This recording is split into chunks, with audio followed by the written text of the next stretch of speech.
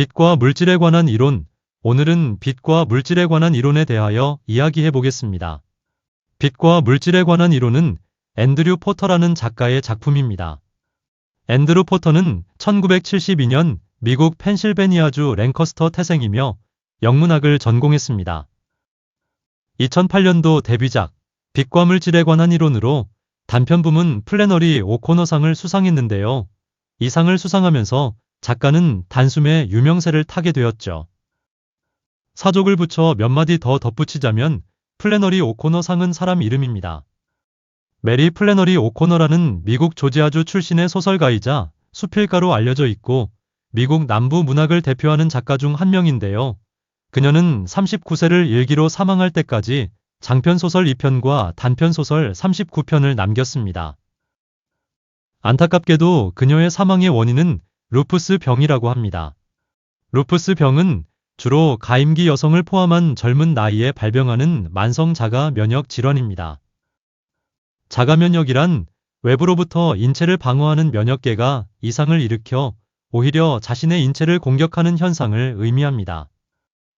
이 때문에 피부, 관절, 신장, 폐, 신경 등 전신에서 염증 반응이 일어나게 되는데요.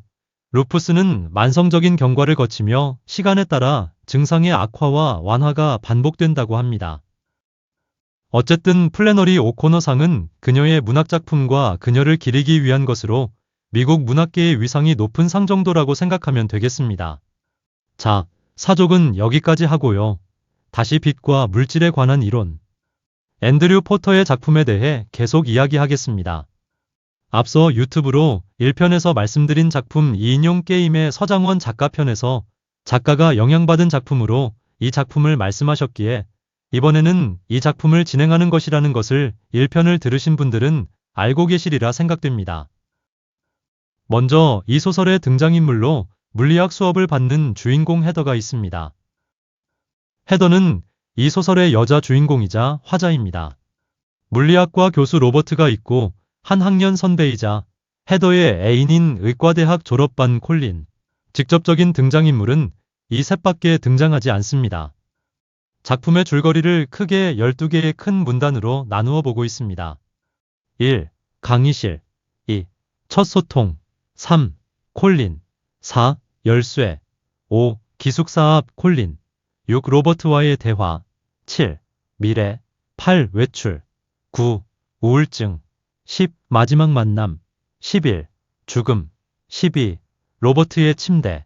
저는 이렇게 12단락으로 나누어서 이야기 보겠습니다. 1. 강의실 단락. 소설은 어느 겨울에 초입 쓸쓸한 강의실에서 시작됩니다. 한 번도 말을 걸어온 적이 없는 물리학과 교수 로버트는 강의실에서 시험을 치르고 있는 나에게 시간이 다 됐으니 이제 펜을 내려놓으라고 하면서 다가옵니다. 강의실은 텅 빈 상태였습니다. 말도 안 될 만큼 어려운 문제를 낸 이유 때문이었는데 다른 학생들은 이미 답안지도 제출하지 않고 강의실을 나간 겁니다. 일종의 항의의 표시였던 것이죠. 즉, 널찍한 강의실에는 로버트와 나 둘만 있는 것으로 그림이 그려집니다. 헤더에게 시험 답안을 걷어간 교수. 로버트는 강의실에서 코트를 거치고 짐을 쟁기면서 차 한 잔을 하겠냐고 권유합니다. 한겨울이고 땅 위에 눈이 벌써 30cm는 쌓인 상태. 그런데도 화자는 그의 초대가 로맨틱하다고 여기진 않았다고 씁니다. 상상해보면 로맨틱한 것인지는 모르겠지만 아주 서정적이고 영화 같은 풍경으로 느껴집니다. 미국에도 이런 말이 있나 모르겠습니다. 강한 부정은 긍정이다. 헤더의 입장에서 부정하듯 로맨틱하다 라고 쓰고 싶었는지도 모릅니다. 아무튼 소설에서 그는 나보다 30살이나 많은 노쇠한 남자였고 눈이 휘둥그레진 학생부를 자기 아파트로 유혹해 갈 부류로는 보이지 않았다 라고 쓰고 있습니다. 2. 첫 소통 단락 이후 로버트와 나는 학교에서 멀지 않은 로버트의 아파트 숙소로 갑니다. 낡은 책과 커다란 오크목 책상이 있는 낡은 아파트였습니다. 로버트는 아내와 별거를 한 터라 임시로 그 아파트를 빌려 쓰고 있다고 말합니다. 로버트는 나에게 뜨거운 차를 대접하면서 방정식의 풀이를 제출한 유일한 학생이라고 말과 함께 내가 시험에서 통과하였다고 말합니다. 그리고는 아파트 방 안에서 로버트와 방정식과 나의 삶과 내가 자란 마을에 대해 이야기를 나누기 시작합니다. 이런 부분에 대한 지문은 꽤 많은 분량을 차지하고 있는데요. 그에게 얘기를 하는 동안 나는 가슴속에서 따뜻한 일렁임을 느꼈다 라고 서두를 그렇게 적습니다. 결과적으로 소설에서는 그의 아파트는 따뜻했다 라고 함축하고 있습니다. 아마도 이 부분이 헤더가 로버트에게 어떤 마음이 생기기 시작하는 첫 부분으로 느껴짐을 알 수 있을 것입니다. 둘만 있는 저녁에 어색한 저녁을 피하기 위해 나는 그에게 저녁 약속이 있다고 말하고 로버트의 집을 빠져나옵니다. 그리고 다시 만났으면 좋겠다는 로버트의 말에 나 역시 그랬으면 좋겠다고 합니다. 3. 콜린 달락 헤더는 캠퍼스 동편 기숙사에서 살고 있었습니다. 그 기숙사에서는 특권층인 듯한 아이들의 시끄러운 파티가 매일 열리고 있었고 늘 곱지 않은 생각을 가진 나였던 것 같습니다. 과거 어느 날 그런 파티에서 나는 콜린을 만났습니다. 콜린은 공부도 잘하고 수영도 잘하는 수영선수였고 잘생기고 고집이 셌습니다. 나는 그런 콜린과 데이트를 시작했습니다. 파티가 열린 후 다음날 식사를 함께한 어느 날부터 두 사람은 만나기 시작했다고 합니다. 콜린의 지하 아파트에서 조금 취한 상태에서 룸메이트가 자는 동안 조용히 키스를 나누었고 이후 공식적인 여자친구가 된 것으로 표현합니다. 이후 콜린의 배려로 수영대회가 열릴 때면 대회 관람을 위해 관람석의 특별석에 앉았고 콜린이 운동을 마치고 늦게 끝날 때면 그가 기숙사 방으로 들어오는 것을 허락합니다. 잠자리를 함께하지 않았지만 그의 온화하고 순한 듯 보이는 모습을 보면서 결혼할 남자가 될 것을 짐작합니다. 다만 소설 속에서 나는 이것은 누군가를 사랑하는 것을 깨달았을 때의 느낌과는 아주 다른 감정이라고 정의하듯 말하고 있습니다. 다만 함께 늙어가고 불행하지 않을 수 있으리라는 것을 알았다고 하면서 말이죠. 4. 열쇠 단락. 다음 학기가 시작돼 한 달이 지날 무렵 로버트에게 연락이 옵니다. 어느 날 밤 전화를 걸어왔을 때 나는 그의 목소리를 듣고 생각했던 것보다 훨씬 깊고 부드럽게 느껴져 매우 놀랍니다. 이런 느낌 속에서 헤더는 오래전 자주 전화를 하던 아버지의 목소리를 연상합니다. 로버트는 나에게 영화를 보자고 농담처럼 첫 데이트 신청을 합니다. 그리고 나는 12월의 어느 날 저녁 이후 줄곧 그를 생각하고 있었기에 이 로버트의 첫 데이트 신청을 쉽게 승낙합니다. 그러면서 나의 행동이 콜린에게 배신임을 아는 것은 나 자신의 마음, 어쩌면 자신의 가슴뿐이라고 스스로 위로하듯 변명합니다.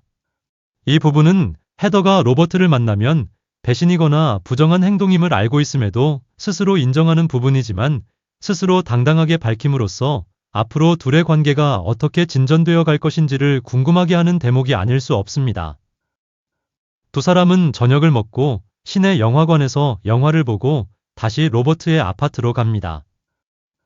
로버트의 아파트에서 와인을 마시면서 영화 얘기를 나눕니다. 영화 이야기에서 예술의 이야기를, 그리고 카메라맨이나 해상도 이야기, 이런 별것 아닌 이야기를 하면서 나는 로버트에게서 평온함을 느낍니다. 그리고 로버트는 정기적으로 이런 만남을 하는 게 어떻냐고 제안합니다. 나는 로버트에게 남자친구가 있다고 답을 합니다. 이런 말을 하면 그가 내심 실망하는 기색이 있지 않을까 쳐다보지만 로버트는 그저 재미있어 할 뿐입니다. 오히려 로버트는 내가 당신의 부친보다 나이가 많을 수도 있고 당신과 이야기하는 것이 좋으니 그런 관계로 다시 봤으면 한다는 뉘앙스였음을 강조합니다. 그러면서 다시 보자고 말을 건넵니다. 그럼 언제 다시 보냐는 헤더의 직접적인 물음에 로버트는 나에게 열쇠 꾸러미에서 열쇠 하나를 빼내 건네주면서 당신이 좋을 때라고 말합니다. 5. 기숙사 앞 콜린 단락. 그날 저녁 로버트의 아파트에서 기숙사로 돌아왔을 때 콜린이 기다리고 있었습니다. 어두운 기숙사 앞에서 미약한 불빛을 의지한 채 책을 읽으며 헤더를 기다리고 있는 콜린의 모습이 상상됩니다. 나는 그의 눈빛에서 내가 어디 있었는지 염려하는 마음을 읽습니다. 나는 콜린과의 입맞춤으로 어떤 변명과 질문들을 닫아버리지만 입맞춤 속에서마저 그의 알 수 없는 두려움을 느낍니다. 그리고 복잡하고 미묘한 이러한 감정들이 있지만 서로에게 아무 말 하지 않고 방으로 들어갑니다. 나는 무엇인가를 충실하게 기다려준 보상을 주듯 그날 밤 콜린과 처음 사랑을 나눕니다. 그러면서 콜린과의 미래를 암시하듯 그와 함께할 삶의 방향과 크기를 느껴봅니다. 6. 대화 단락. 앞 단락 기숙사 앞에서 헤더를 기다리는 콜린의 모습은 무언가 밝혀질 듯 밝혀지지 않는, 그러면서도 가슴속에서는 나 혼자만 느끼는 죄책감과 상대가 나에게 아무 말 없이 기다려준 것에 대한 보상과 같은, 내가 선택할 수 있는 이유는 그것뿐이기도 한 장면들이었습니다. 다음 장. 나는 로버트와 아파트에서 일주일에 한 번씩 만나기로 합니다. 순수하게 로버트는 물리학에 관한 이야기를 나눕니다. 로버트가 하는 물리학에 관한 이야기, 과학자에 대한 이야기를 하면서 소설은 지금껏 그 어떤 곳에서도 느껴보지 못한 편안함이 이 작은 아파트의 테두리에 있을 때 느껴진다고 적습니다. 잠시 그의 다리와 손이 스쳐 지날 때도 있지만 아무 일도 일어나지 않습니다. 시간이 지나면서 나 헤더와 로버트의 만남은 잦아집니다. 콜린보다 로버트의 만남을 더 고대하고 일주일에 한두 번씩 저녁에 로버트를 만나기도 합니다. 콜린에게 일부분의 어떤 마음이 들지만 나는 그런 생각을 하지 않기로 합니다. 두 사람은 이제 더 이상 물리학을 이야기하지 않고 우리의 삶과 사랑과 배신과 유년, 그 어떤 일이든 다 말할 수 있다고 믿습니다. 다만 한쪽에서는 이런 만남이 누군가를 미워할까 두렵다고 하고 또 한쪽에서는 미워하지 않는 스스로들을 미워할까 두렵다고 고백합니다. 이 부분 중요한 부분이니 다시 말해볼까요? 한쪽에서는 이런 만남이 누군가를 미워할까 두렵다고 하고 또 한쪽에서는 미워하지 않는 스스로들을 미워할까 두렵다고 고백합니다. 7. 미래 단락. 그리고 캠퍼스에서 나는 콜린에게 로버트와의 일을 얘기하는 상상을 해봅니다. 그렇지만 어떻게 해도 나조차 설명하기 어려운 무언가를 그에게 설명할 수 있는 것은 불가능할 것 같습니다. 콜린은 착실한 남자친구였고 그는 이제 졸업 후의 일들에 대해 언급하기 시작했습니다. 콜린과 미래를 함께하기로 약속하고 두 사람은 벌써 아이들의 이름을 말하기도 했습니다. 그해 봄, 콜린이 원정으로 수영대회를 갈 때면 종종 피곤해서 못하겠다고 하고 나는 로버트의 아파트로 가서 로버트가 오기를 기다렸습니다. 로버트가 오지 않는 날도 혹은 로버트를 기다리다가 잠든 날도 있었습니다. 8. 외출 단락. 대학교 교수인 로버트가 제자를 개인적으로 만나는 일. 소설 속에서 이런 불안한 로버트와의 만남을 은밀한 기쁨과 같은 미소로 표현하고 있습니다. 두 사람은 처음 만남 이후 몇 달 만에 아파트 근처의 오래된 주점으로의 외출을 합니다. 그러니까 두 사람의 이런 만남의 시간이 길지 않았다는 것을 뜻합니다. 그 어둑하고 오래된 주점은 언젠가 콜린과 콜린의 친구들과도 한두 차례 가본 적이 있는 곳입니다. 상황적으로 봤을 때 위험한 모험을 하고 있는 것인데 소설은 그냥 무덤덤하게 콜린의 친구들과 한두 차례 가본 적 있는 곳, 당구대가 있고 다트판이 있는 곳으로만 서술하고 있습니다. 로버트와 나는 그곳에서 술을 마시고 로버트와 손을 잡고 꽤 오랫동안 이야기를 합니다. 그리고 얼마 지나지 않아 그곳에서 콜린을 발견하게 됩니다. 내가 먼저 콜린의 등을 바라보았고 콜린이 무심결에 고개를 돌리다가 나와 눈을 마주치게 됩니다. 콜린은 놀라고 두려운 눈이었지만 애써 눈길을 돌렸습니다. 로버트와 내가 반쯤 취한 상태로 손을 잡은 모습이었는데도 말입니다. 이것을 알아차린 로버트는 조용히 자리를 떠나고 콜린도 로버트가 나가기를 기다렸다는 듯 그제서야 나에게 다가왔습니다. 어떻게도 설명하려 했으나 설명되지 않은 이 관계를 나는 우정이라고 얘기하려 하고 있으나 설명할 수 없습니다. 그 순간 나는 콜린처럼 로버트를 사랑한다는 것을 깨닫습니다. 그리고 콜린의 요청에 따라 다시는 만나지 않겠다고 약속합니다. 9. 우울증 단락. 이제 헤더는 삶을 체념하듯 받아들이기 시작합니다. 큰 이변이 없다면 콜린의 즉 의사의 아내가 될 것이고 5월이면 다른 지역으로 이사를 함께 가고 여름에 결혼을 하게 될 것이 명백한 사실이었습니다. 그리고 돈에 대해 걱정을 하지도 일을 하고 싶거나 하기 싫어도 내 의지대로 될 것을 알았습니다. 그리고 콜린이 아무것도 기대하지 않는다는 것을 알았고 나 스스로도 아무것도 기대하지 않게 되었습니다. 10. 마지막 만남 단락. 결과적으로 말하면 헤더는 한 번 더 찾아가서 로버트를 만났습니다. 그리고 결혼할 것이라고 로버트에게 알려주었고 그날 그에게서 받은 열쇠를 돌려주었습니다. 그날 나는 짧은 대화 속에서 로버트와의 사이에서 영원히 존재할 것 같은 교감이 존재하는 것을 깨닫습니다. 말을 하지 않아도 서로의 마음과 의도를 잘 알 것 같은 깨달음을 얻은 것이죠. 그날이 로버트를 본 마지막 날이 되었습니다. 10일, 죽음 단락 이후 콜린과 나는 콜린이 졸업하던 해 결혼을 했습니다. 로버트와 멀리 떨어져 지내는 처음 3년간 편지를 통해 서로의 소식을 주고받다가 자연스럽게 소식이 끊어졌습니다. 그리고 그 사이 또 다른 지역으로 이사를 했고 의사의 아내로서 역할을 하며 살아갔습니다. 그런데 어느 날 로버트가 죽었다는 사실을 듣게 되었습니다. 콜린의 수련 생활이 끝나가던 해 저녁 파티에서 우연히 듣게 되었죠.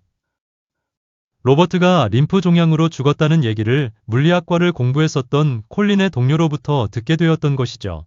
그날 집으로 돌아오는 차 안에서 콜린은 나에게 한마디도 하지 않았습니다. 아마도 나는 그 긴 침묵 속에서 콜린이 그날 오래된 주점에서 로버트와 손을 잡은 모습을 잊지 않고 있었구나라고 짐작처럼 깨닫습니다. 그리고 우리 사이에 몇 년에 걸쳐 서서히 거리감이 자라고 있음을 느꼈습니다. 12. 로버트의 침대 단락. 이제 마지막 장입니다. 마지막 문단 첫 문구는 이렇게 시작합니다. 콜린과 나는 지금 샌프란시스코에 산다. 이 첫 문구를 통해 이제 시간이 한참 지난 현재의 내가 샌프란시스코에서 로버트와의 만남에서부터 이후의 기억, 즉 과거를 회상하는 중이었음을 알 수 있습니다. 콜린과 나의 감정이 그리고 서로의 기대치와 마음이 복잡하게 얽혀있고 어떻게 생각되는지에 대한 많은 지문과 설명들이 나열되어 있는 문단입니다. 헤더는 어느 날 로버트의 아파트로 찾아가 기다리던 날을 회상합니다. 우리 사이의 일들이 끝나기 직전에 어느 날 저녁이라고 표현되어 있으니 열쇠를 그때까지 갖고 있었다는 것을 알 수 있습니다.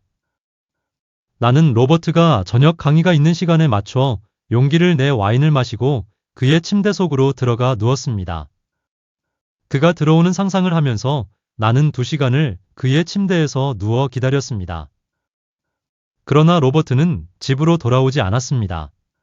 그리고 돌아오지 않으리라는 것을 깨달으면서 소설이 끝이 나고 있습니다. 빛과 물질에 관한 이론.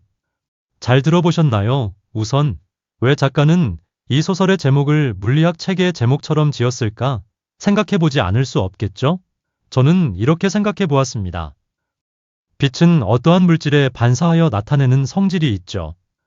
그것을 시각으로 인식했을 때 색이라고 표현을 하고 물질에 닿기 전에는 밝은 것 자체이며 어둠을 뚫고 지나가는 직선일 뿐 아니라 광범위한 광선뿐일 것입니다. 그리고 빛은 물질의 발화를 통해 빛이 생겨납니다. 헤더는 로버트가 자신에게 서로 그와 같은 존재가 되리라는 것을 느낍니다. 즉 다시 말해 로버트가 다시 만남을 요청할 때 로버트와의 교감이 영원히 존재한다고 믿게 되죠. 이것을 통해서 둘은 서로를 절대적인 존재로 인지하고 있는 것으로 볼 수 있을 것 같습니다. 마치 빛이 물질을 통해 발화되는 것처럼 말입니다. 책에서 두 사람이 만나려는 그 상황이 펼쳐질 때 다른 학생들은 마음을 바꾸리라고 기대한다는 복선을 깔아놓고 있습니다. 두 사람의 관계가 사제지간을 떠나 개인적인 관계로 발전하는 것이 그리고 남자친구가 있는 어린 대학생이 나이 많은 교수와 만나는 것이 과연 윤리적으로 논란이 될 수밖에 없다는 것을 우리는 생각하지 않을 수 없습니다. 그럼에도 불구하고 주인공은 삶에서 결코 잊을 수 없는 존재로 로버트를 회상하고 있습니다. 마치 늘 어딘가에 있는 빛과 같은 존재처럼 말이죠. 소설의 첫 장면 생각나시나요? 눈이 내리는 아름다운 어느 교정에 빈 강의실에서 코트를 입은 두 사람이 빠져나가는 장면 그 자체만 상상해봅니다. 그럼 이 영화의 한 장면 같은 모습이 결코 로맨틱하게 보여지지 않을 수 없음을 우리는 발견하게 됩니다. 앤드류 포터의 빛과 물질에 관한 이론. 인물들의 동선과 화자의 문체에서 압축되고 절제된 서술이 암시와 복선이 수려한 매우 인상적인 작품입니다. 꼭 책으로 읽어보시길 바랍니다.